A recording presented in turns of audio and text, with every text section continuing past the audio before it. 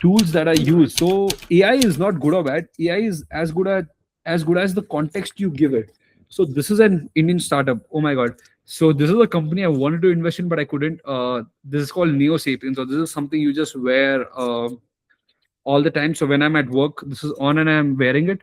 So this takes notes and action points of everything I'm doing, Okay. and then I just set up a AI brain in which it is noting everything that I talk into my brain in Claude and on ChatGPT, in which it knows the problems it has. So in case I'm making a process later, it'll tell me ki, the problem you had when you were speaking to that person is not solved by this process. Hello, Devansh. Thank you for coming on the Indian Startup Show today. Yes, thank you. Thanks for having me, Neil. Awesome. For those people who don't know you, who are you? What are you building? There is a variety of interests I have, but the majority of my time goes in building PJE, which is a traditional jewelry business. But ever since it's been 5 years, I have joined the business, and then we have modernized it in many ways, in such a way that currently we have like grad students from engineering building AI workflows right now for each department. And when I joined the business, it was like a 9% business. Currently, we have like around 120 employees in this, and with more than 50% of it are like the office employees. So we are working on the website. We do have a e-commerce platform build up for shipping across India currently, because we were trying for US, but because the laws are very up and down, so we didn't get to solidify it yet. One more interesting thing I'm working on right now is that I'm writing my second book. It is about during the corona second wave in India, what we call it. Like they locked down the entire thing twice. First wave when they locked down the entire country, and then the second wave they locked the entire country down. So that's when me and four of my friends, we cycled the length of India, like carrying all the luggage on it. So I'm just writing a book on that journey, which is in the finishing stages. Maybe in 1 or 2 months it should get done. Yeah. Okay, cool. We'll talk about that definitely. How did you get started in the jewelry business then? What was it like growing up around that business with such a traditional history, as it were? So I would say something like in a business family, your business conversations are always about how is it going, how are the customers, what was the footfall like. And ever since I was young, like I remember that my first sale when I made, I was like around 9 years old, and I dealt with a customer all by myself. The customer paid me, I gave him the bill. There was no adult in the interaction. So we have been handling business for way too long, and we get into it like when you have your summer holidays, or when there is a festive when there's a festival going on and where there's going to be a lot of footfalls, you are at the store. Like even now, like most of the days we are not in the store, but on a high footfall day like a Saturday or a Sunday, or like if there's any auspicious festival, we are at the store speaking to customers, making a sale happen. uh, so the importance of sale is still there. Like I, even right now, I cannot go to sleep any day without seeing the sales numbers of the day. Like we get a report daily, so only after that I can go to sleep, even though I'm not physically there at the business every day. Yeah. You mentioned modernization. What do you feel needs changing then? Things, right? Yeah. See, in a traditional business, we hardly have any employees, we hardly have any departments. Everyone is doing everything. Like maybe the business owner like us, we are doing the accounting, we are doing the HR, we are doing the marketing, we are doing everything. So with modernizing it, you are building the departments. And plus modernizing is that today we are more or less an social media brand or a online brand with a presence of a retail store. Like most of our customers, they either come by seeing a Instagram, a YouTube, or a Google ad. No one comes to just by seeing the store. Like we have customers coming from across the state, everything, just to shop with us because of the online presence. So that is a part of modernizing. Like today's business, a presence online is a necessity thing, where a website which is visited, it should not just be like a placeholder. It should be like website which has a lot of visitors. Like in our website, just organically we get like 60,000 visitors a month. We don't do any ads for our website, though we run like Instagram and Google ads to visit the store. That is completely separate. And modernizing is in other terms, in which earlier there was no data that we used for the store. So right now we are maximum data backed, in which the inventory, what do you call the inventory management system, the IMS is made, in which the reorders of whatever is needed is done automatically, not manually by a person. So most of the decisions are coming to be data backed, and the way we hire and how the candidates are filtered. There's a wonderful book called The Who. So this book tells you how can you screen and get the right candidates right from an office boy to a CEO. How you do it. So that's the system we use in our business too, where there is been put a scientific method behind everything, I would say, Mm, and modernizing in the part of marketing, like how you are doing a podcast. We have a podcast of our own in our jewelry mm, store where it is 100% for women entrepreneurs, creators, and women businessmen, where they come and they talk about their business. And we are the only jewelry store to have a podcast and do this. Like, we are on our 25th episode for that, and we have many various different marketing types where we do. Excellent. That sounds fun. That. But how can you sort of build trust then with buying jewelry online? Then how do you sort of go about that then? So the thing is, we are lucky that our business is traditional, right? So we have been there for many, many years. We have had hundreds of thousands of customers over the years, and the customer knows that. And then they see someone who buys online, right? They'll first go see a Instagram account, they'll go see your Google page, they'll go see your web page. So if your these pages are very well sorted and they are engaged with, you can gain the trust. So normally a customer trusts us right now because of the Instagram page and the Google business page. Because in the Google business page, I think we have around 6,000 reviews, and on the Instagram we have like over 100K followers. So all that is like trust building activity for the customer, and we are doing this just to get the trust of the customer. And when they see, if they go to your Instagram page and they see no post, no profile picture, and no less followers, that's when they won't trust you. Today's day, if you have, even like, I wouldn't say you need to have 100K, even if you have like a 3 4 thousand followers, it is trustworthy enough where it is not like a new page which can scam you of money. Because those Instagram ad scams are the most regular thing that happen right now. And trust is added maximum the way through how I'm speaking to you here on my Instagram page. If you just go, you'll see my face most of the time, like on our business page. I'll just show it to you Yeah, in a please. over here.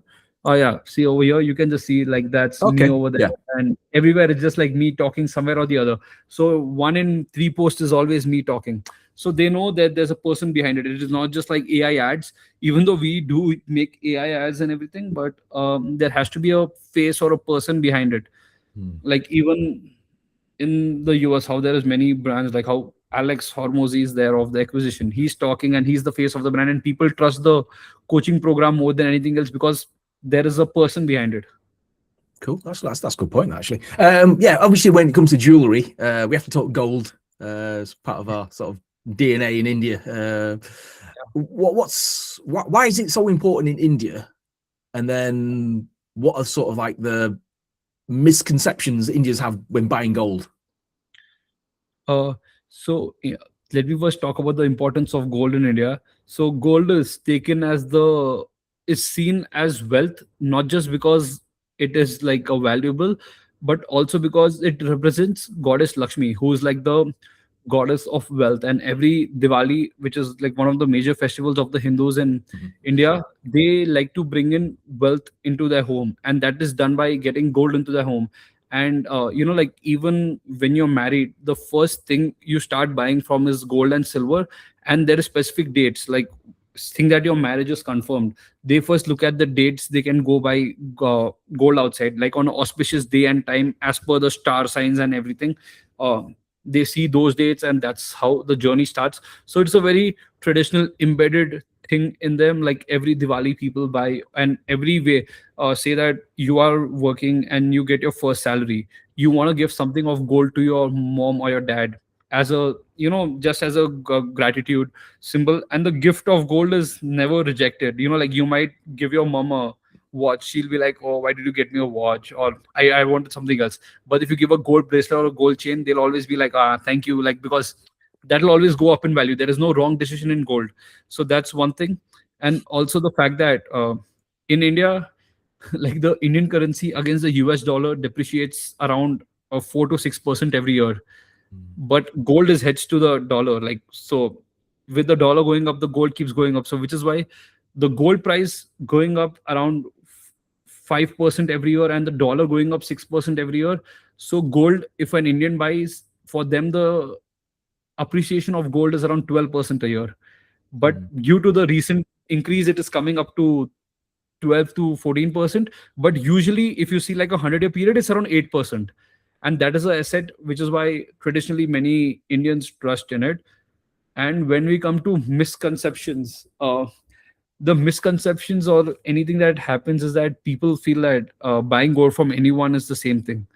mm, How you're saying, like I feel like in India or just generally in the world, even in China and even in the US, people just blindly trust any shop selling golds, assuming that, oh, this has been there for many decades, so they must be knowing what they are doing. Most people are not knowing what they are doing. There mm. has to be a lot of knowledge check that has to be there. Like, just to give an example, I had written a book on for the customers Yeah. on how to buy jewelry and educate them. And I used to have webinars educating customers. And to my surprise, I got to know most of the people joining the webinars were jewelers. Like, they wanted to know how to, what to tell to the customers and what all they need to know. So that is a surprise. Like, if you feel that they know their business, most of them don't know. So you need to do your own checks with the purity, with what stone is being used, what is the buyback, and obviously get a bill.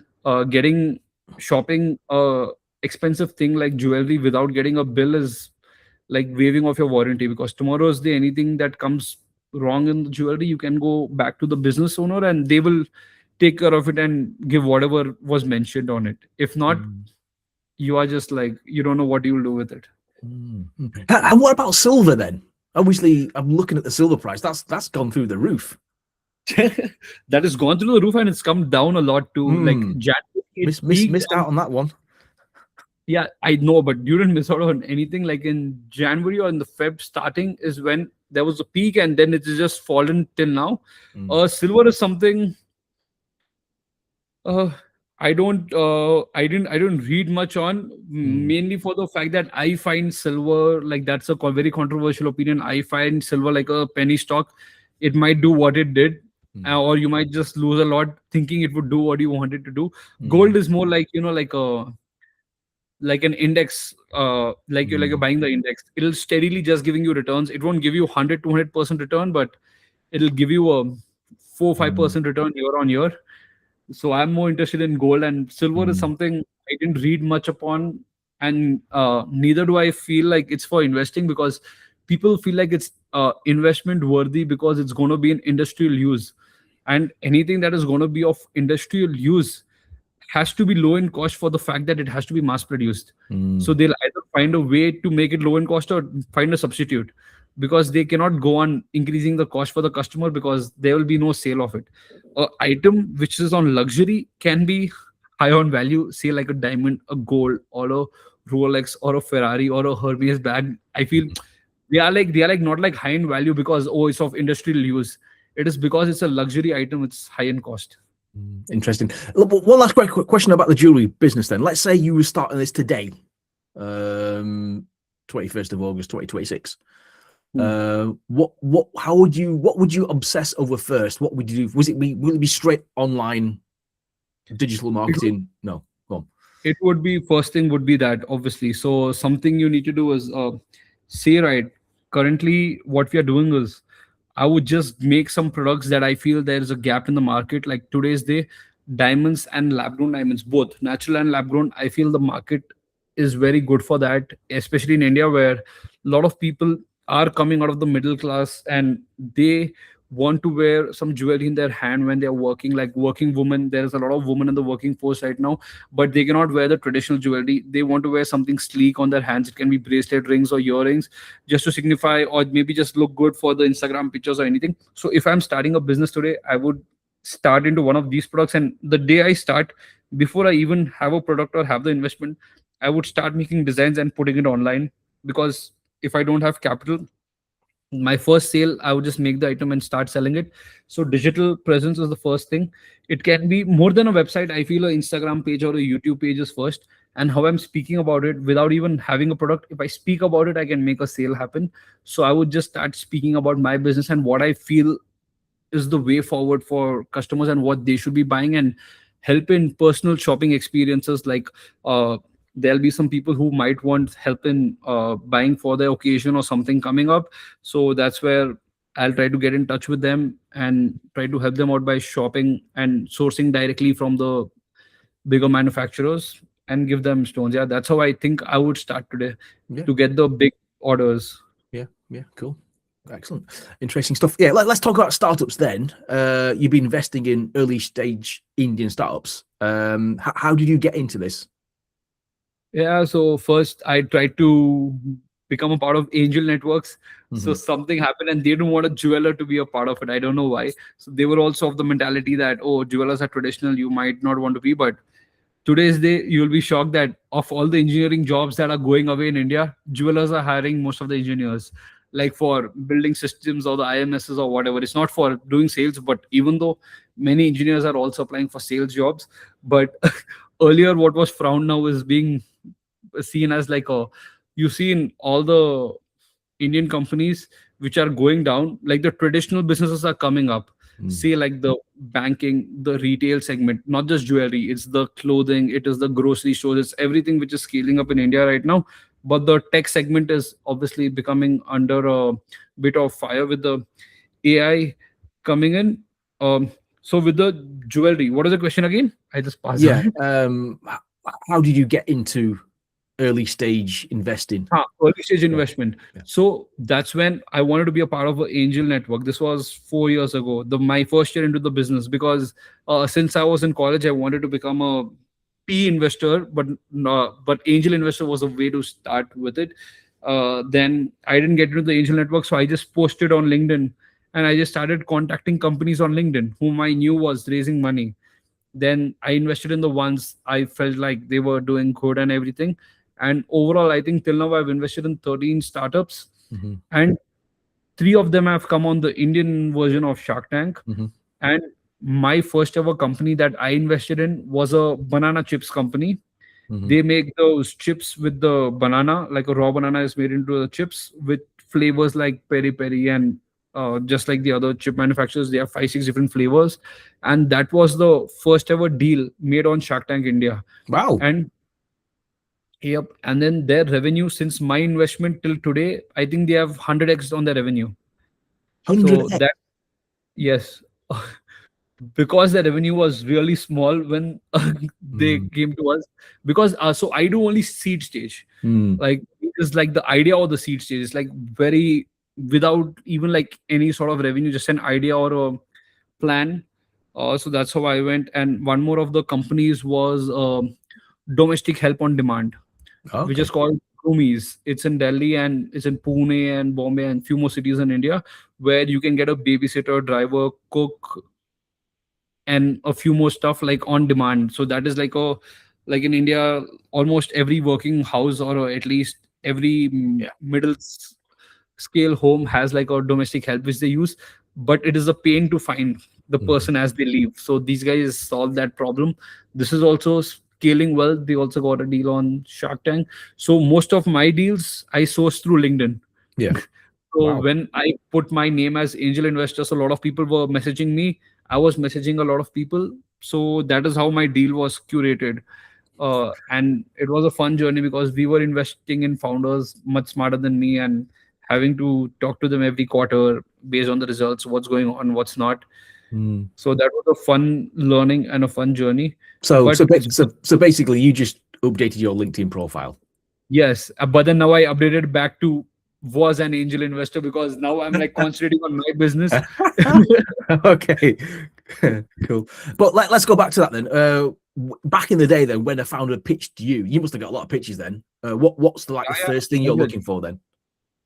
Uh, See, for me, even today and even always, what I'm looking for is the founder active on, say, a LinkedIn or a Instagram, because I feel the deal flow or people knowing a company doesn't matter. You are into a B2B or manufacturing or even a tech company or anything. You need to be talking about it and you need to get people all the eyeballs on you. So you need to be posting a lot on LinkedIn or Instagram or any or ready to do the marketing. I feel before you have a product, marketing is important. And I feel like the great products like Steve Jobs was the best at it. He had the marketing like all out for it, and which is why every of his product was a success, even though the product was not good, like the first Macintosh or anything. So that is what I looked in a founder, and whether I would be a consumer or I would be a user of that product. For me, it was as simple like I'm a huge believer in, the way what Warren Buffett says, that he's like, if you use Coke, just buy Coke. If you eat McDonald's, just buy McDonald's stock, just like that. So if I would be an actual user of the product, is what I bought it. Like how I was telling you, like the first company I bought into, the banana chips company. So every year we do a lot of gifting to our customers.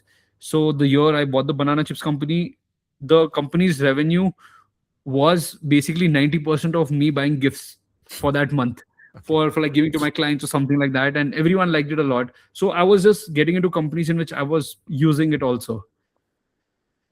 So Wow. those were the two three things I looked at, and Mm, obviously then we spoke to the founders on the call, and we went on metrics as how do they see their growth happening, what are the reasons they feel confident on why it would happen. And at this time it is basically your gut feeling more than anything else. It's how you feel about the company, because at seed stage or idea stage, you can never tell something is going to be successful or not. Like mm, it is actually, the founder may be good, but still it may just be like a bad time or a bad market or anything. So mm. you just have to be lucky. Yeah, lucky. And you have been lucky because you work really hard. So, is there any sort of, you must have got a lot of pitches then. Is there any sort of red flags you see in early stage founders? Oh yeah, red flags is always there when they start name dropping. So the people who have nothing better to talk about rather than the name dropping of, say, their uncle or some other investor, that means the product or the company has nothing better to do. Because because an investor will always find out the other investors or who's involved in the company just by this look of it. You don't have to do a name drop. So I find that has being a very big red flag, as if someone does any name dropping, that means they have nothing better, and they'll just be chasing the names, not the product or not the revenue or not the metrics what are needed, which might just be the next round of funding or anything like that. Or that was a very big red flag. And I feel one of the other things also I looked at is was that the founder should have been like a ground up founder, like a first gen entrepreneur. Most of the time, how it works is as that if they are already born with, say, a silver spoon or something like that, I don't trust that founder to get out very well. Which is me also in this case. Like I was born with a silver spoon, like in an Indian standpoint. I wouldn't bet on a founder like me if I saw him pitch to me. And they should have a road to profitability if they are in a product or a manufacturing business. If they're into a tech business, they should have a road to how fast they're going to make the product well. But yeah, these are the two red flags I would have seen. Mm, interesting stuff. You must have got some not strange, but weird ones or stupid ones, or any strange pitches that you've had. uh Or is it just the Many. same kind of like tech uh startups or delivery startups and things like that? So, so there was a few strange ones, but which have started doing very well, for unfortunately. Like there was a air taxi in India. So wow. till now in India we don't have a, what do you call it? But I didn't invest in that. I just know of it. Uh, in India we still don't even have autonomous cars.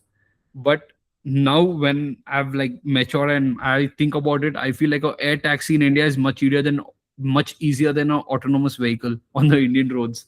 Mm, So that startup is doing pretty well, but at that time it felt like a bonkers idea because I couldn't foresee it. Then also there was another company just to implant chips in the brain, but I think so they didn't even get off it. It was just idea stage and where it was scraped out. And I don't want to be. And there was one of the scientists who was the founder who wanted to do it. So it wasn't like a young founder; it was a very elderly founder. So these all were the passes. Those were the one or two weird ones I remember top of my head. interesting. So, yeah, let's talk about AI then. I think you mentioned it earlier before.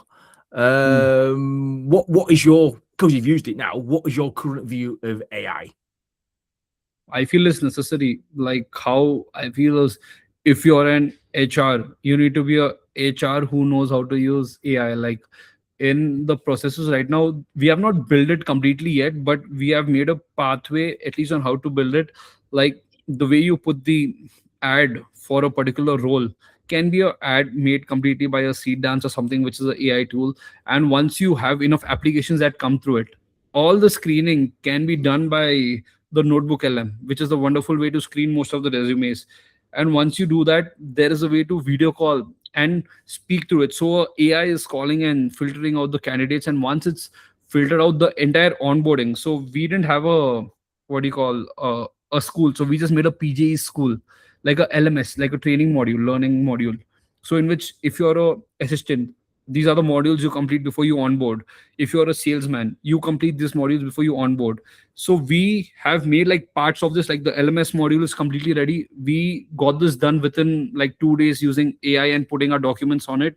So this was like very helpful, in which we are onboarding people on a much better way and having their scorecard and KPIs being tracked throughout their journey. So for HR, this was an help.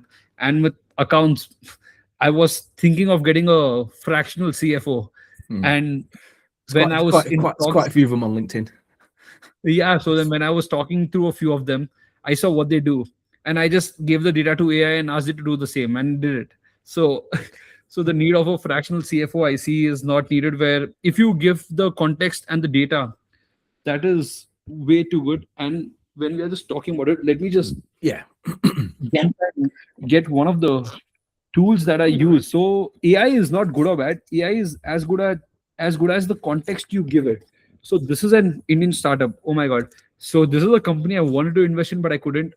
This is called Neo Sapiens. So this is something you just wear all the time. So when I'm at work, this is on and I'm wearing it. So this takes notes and action points of everything I'm doing, Okay. and then I just set up a AI brain in which it is noting everything that I talk into my brain in Claude and on ChatGPT, in which it knows the problems it has. So in case I'm making a process later, it'll tell me ki, the problem you had when you were speaking to that person is not solved by this process. So the context is there. So if you don't give it context, it'll give you like a solution in which the world is perfect, but the world is not perfect. You have to convey that to the AI by giving the context that what all is happening in your work. And this I found is a very good way. Like there is Plod also in US, which takes a note taker. You just need to let AI invade your privacy a little bit to give all Mm. the context. So once you give the context, it is giving like very right ideas. With the, I give you the example of HR and accounting, and the next level is, so with a salesman whom we are scanning, we just give them a device for recording, and when they're talking, and we just see what are the SOPs that is being broken. And the people who are chatting with our Instagram or CRM with the callings, everything is audited through the AI. It's just the thing that the tools are same. What we are using is either it's a Google Cloud or a Chat GPT. uh, you can just audit them using these two or three of them. Those are the ways we are currently using AI. And instead of, I ask myself, before I used to ask myself who can do it, I ask myself first is that, can AI do it or do I need a person to do it? Yeah. And that's how we are able to scale very well. Like for a company like ours, where we cannot exactly keep investing in talent, even though investing in talent is important, investing in AI and that process is even more important, because AI Mm. will still give you like an audit result. We still need a person to act on it. Mm. Mm. So the person is still very, very important, but you don't need a lot of doers. Maybe you need a lot of decision makers, but not a lot of low level doers. So that in Mm. that way, AI is changing a lot of things. Mm. Mm. So do you think that everyone can be an entrepreneur then? Or do you think it 100%. makes or do you think it makes it harder because everyone's got the same tools? No, see, everyone, AI is something like even the web coming up. So when the web came up, everyone could have been an entrepreneur being on the Mm. web, but True. everyone did not. The way you use the web differs on what do you think it can do. See, like even AI, many people just want to use it as a chatbot, and that's what most of them are doing right now. They are not using it anything more than a chatbot. So it depends on you on how big you think it can go. And I think it was the first time just this year someone from the US or the Canada built a $1 billion company and sold it, and he was a single founder, single employee. That's it.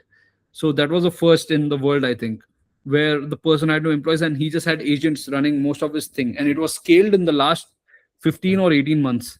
So that is the future. Like that's the level. See what he did, even I can't do.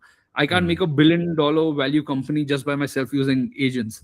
But that's how much you think you can do through AI and how much you can spend. Yeah, yeah, Yeah, amazing. but everyone can be an entrepreneur.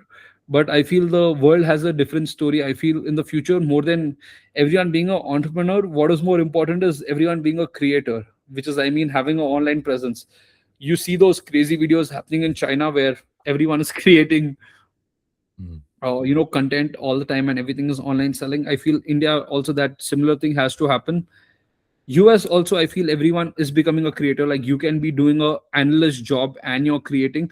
So your creating part is your side income. Like it's an entrepreneurial journey, and you can have a job and an entrepreneurial journey going on at the same time. It doesn't have to be a choice. Like how earlier we gave a choice, like you either have to do a job or be an entrepreneur. But right now with the jobs just being 9 to 5, you can have a 5 to 9 in which you are making videos of fitness or healthy snacks or whatnot and have a very good side gig. Banana chips, that'd be a good idea. No, sorry, did on. Yeah, you mentioned this book. Actually, Who? yeah, and who's writing this book then? Who, if people want to buy it?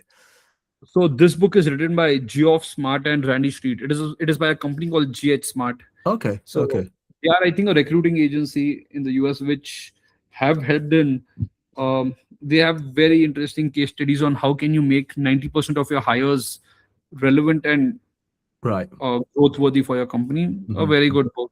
So in terms of the key takeaways, what are the like the good hiring strategies and philosophies then? Would you say? So first thing is that before you hire someone, you need to do a scorecard. Say like we both are sitting, we are in the same company. We say that, oh, we need to hire a manager for this role.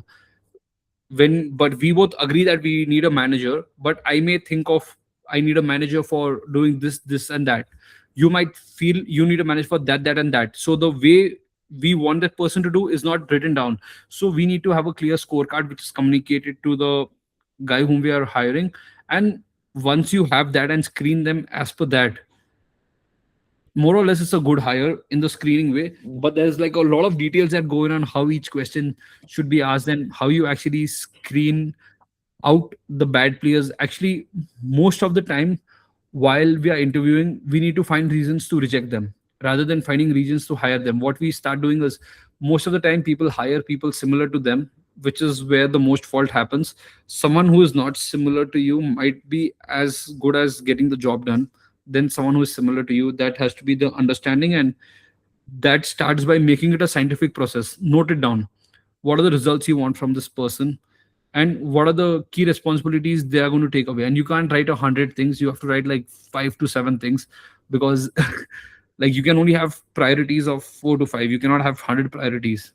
So that needs to be clear from you and the candidate both. Mhm, mhm, mhm. But the key take Yeah, go on. first, make a scorecard before you hire them. Make Yeah. a scorecard before you hire them. That's a good idea. Last few questions then. You mentioned this book then. This is quite interesting, where you travelled up and down India. Yeah. You need the bike, right? Yeah. So it was on a cycle Cycle. Okay. How long did that take?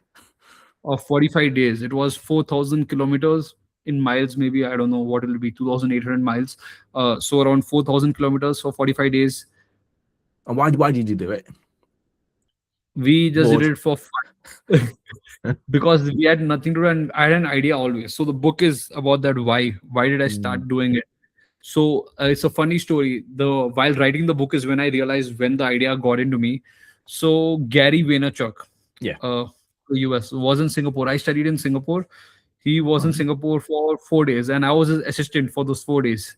Oh. So that's where his humbleness and everything and what he kept saying back to back is, you're going to die, you have limited time, this that, like to everyone. And I was just with him, so I was just listening.